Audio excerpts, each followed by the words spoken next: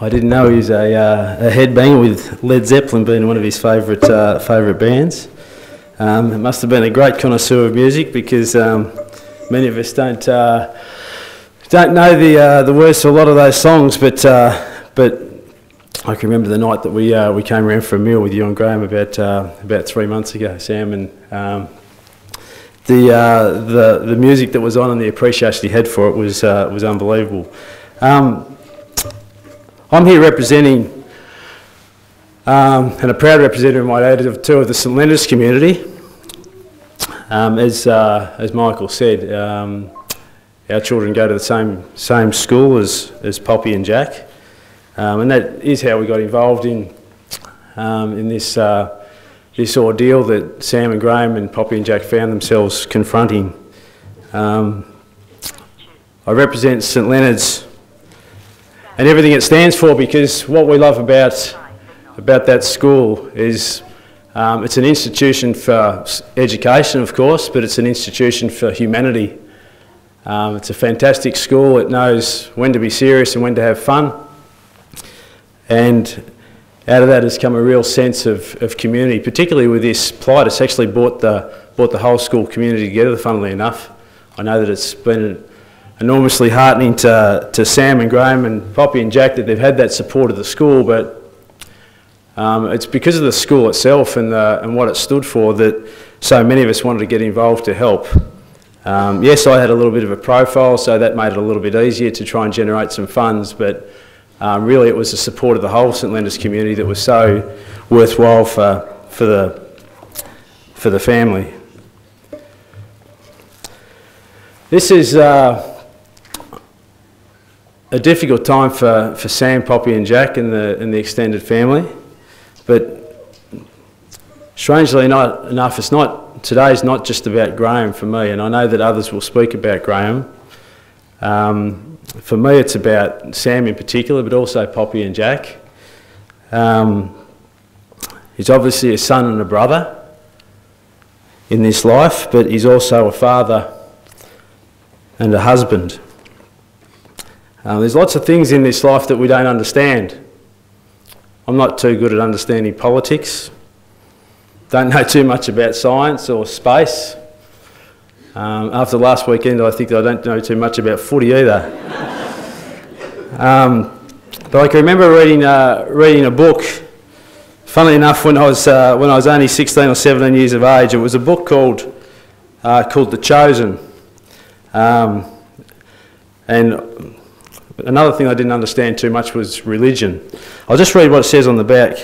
Out of a baseball game that nearly becomes a religious war, two Jewish boys become friends. Danny comes from the strict Hasidic sect that keeps him bound in centuries of Orthodox religion. Reuven, on the other hand, is brought up by a father patiently aware of the demands and challenges of the 20th century. And as 6 million Jews go to their deaths in Europe and the state of Israel first draws breath, their friendship is battered by conflicting loyalties and beliefs. So when I, as a 16 or 17-year-old, was told in year 11 or 12 that I had to read that book, not understanding too much about religion, reading that back bit, I'm thinking to myself, geez, I'm not going to get through this book too well. But I did get through it and had to write an essay on it. But there were some things that I haven't picked up this book for 24 years, I might add. Amazingly, when I was thinking about what I was going to say today, this came to me 24 years later. And there's a quote in this book that says a lot about the young lad Danny, who was bound in these centuries of Orthodox religion, and how he was captured in that lifestyle because of his father was a rabbi and indoctrinated those values into his son. And this is a quote that has stayed with me for 24 years. When a trout rising to a fly gets hooked on a line and finds himself unable to swim about freely, he begins with a fight which results in struggles and splashes and sometimes an escape. Often, of course, the situation is too tough for him. In the same way, the human spirit struggles with his environment and with the hooks that catch him. Sometimes he masters his difficulties, sometimes they are too much for him. His struggles are all that the world sees, and naturally the world misunderstands him. It is hard for a free fish to understand what is happening to a hooked one. G'day, Poppy. Now that was about religion, and obviously the difficulty he had with other people understanding his religion. So difficult for Sam and Graham and the plight that they found themselves in, for other people to possibly understand just what they were having to endure. Because it didn't just catch Graham, it caught Sam, it caught Jack and Poppy, it caught extended family, it caught the St Leonard's community, it caught Graham's work colleagues and Sam's, and ultimately it stretched overseas, and so much support right around the world. And I know through that it's provided enormous support for the family, but having said that, for Sam in particular and for Jack and Poppy, just how difficult it was to answer the questions of why and to understand that quite possibly this could take away their husband and their father. And so if I could just change it around just a little bit, because if I just change some words, it doesn't become so much about Danny and the religion, but it becomes about Sam and her struggle. When a trout rides into a fly, gets hooked on a line and finds herself unable to swim about freely, she begins with a fight which results in struggles and splashes and sometimes an escape.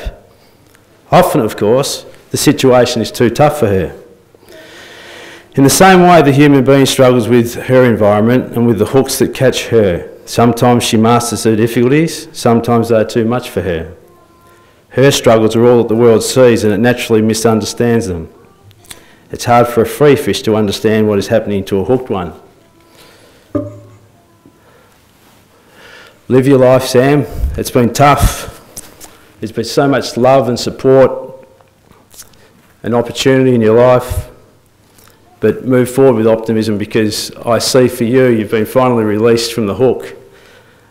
I know that Graham was a wonderful support in your life, but for you and Poppy and Jack, there's so much to look forward to.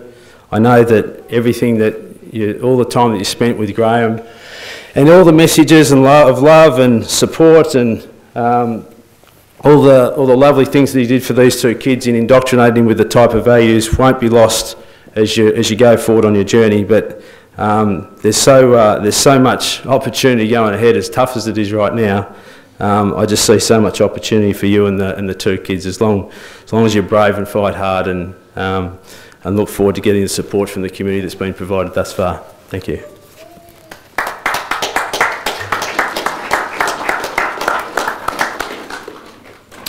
Thank you, Alistair. And as you ponder those quite profound thoughts from Alistair, ladies and gentlemen, why not take a few moments now to silently recall and reflect upon your own memories or experiences of Graham. And as you do that, members of his family are going to light candles for him.